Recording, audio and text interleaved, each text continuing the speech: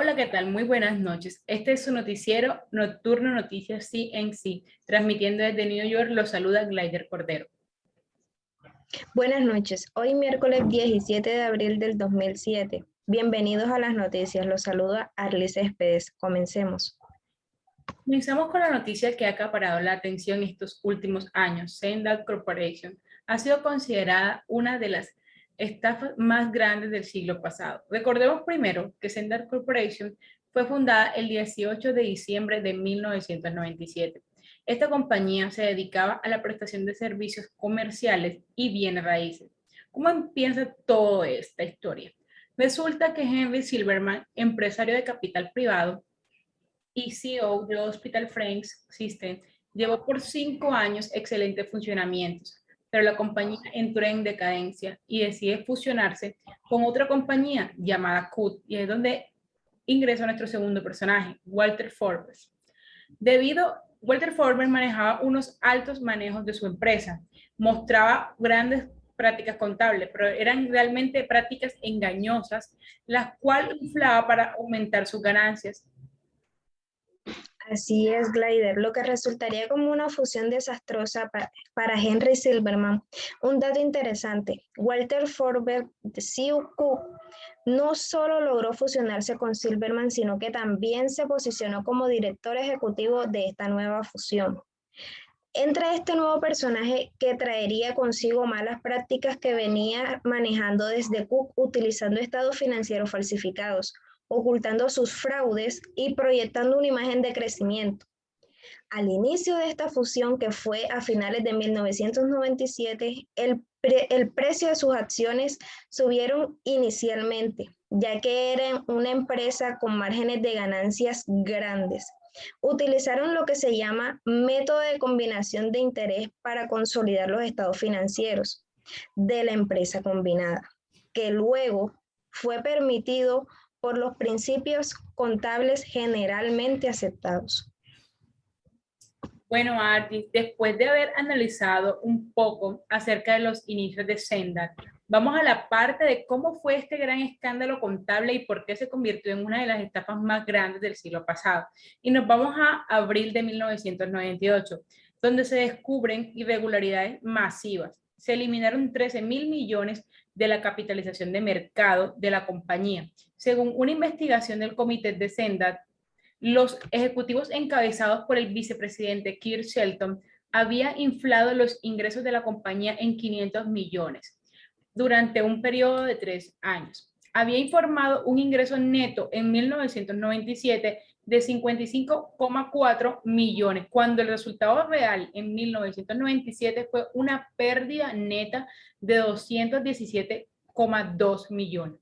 Cuando descubrieron estas irregularidades en los libros de Sendat, a principios de 1998, un comité de auditoría establecido por la Junta Directiva de Sendat inició una investigación y descubrió que el antiguo equipo de gestión de CUT, incluido sus altos ejecutivos, Walter Forbes y Keir Shelton, habían preparado fraudulentamente declaraciones comerciales falsas durante varios años. Así es, Claudia, pero no todo acaba ahí. Cuando el informe se hizo público, el daño resultante al valor del mercado de la compañía fue aproximadamente de 14.000 millones, con sus acciones cayendo de un 41 a un 12. En ese momento, este fiasco fue el caso más grande de fraude contable en la historia del país. Después de que se descubrió el escándalo contable, Silverman y la Junta de Sendan forzaron la renuncia de Forbes. Silverman asumió el cargo de CEO.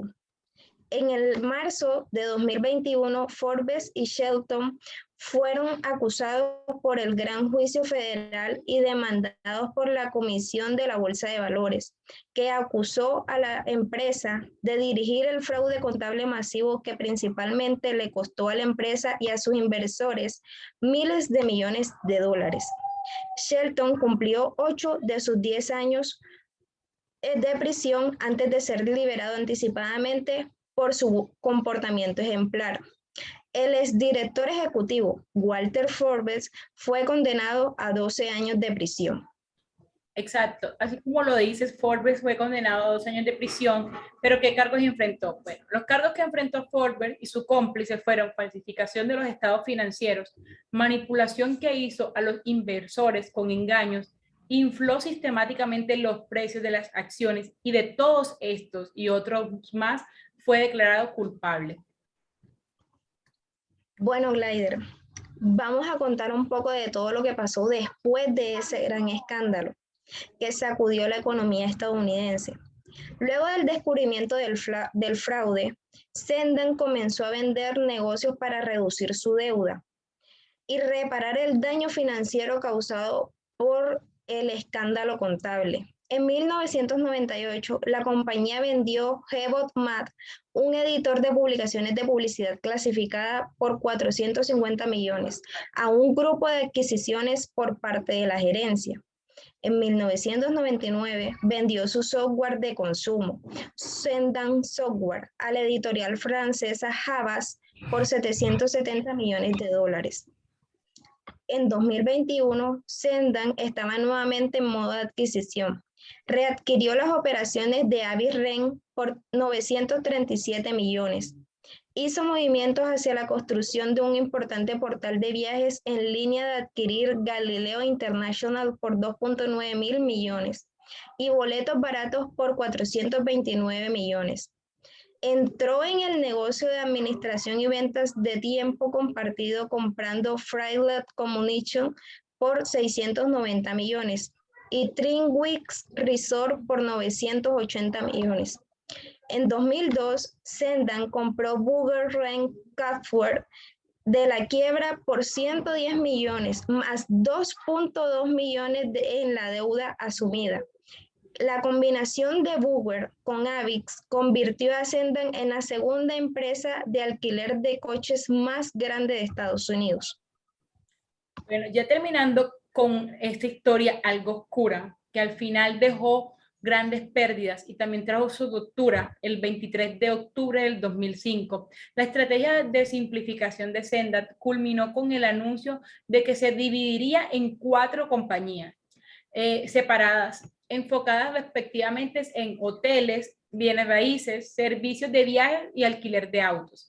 Silverman dijo que la ruptura mejoraría el valor para los accionistas al permitir que el mercado reconozca mejor el valor de los negocios de componentes de Sendan.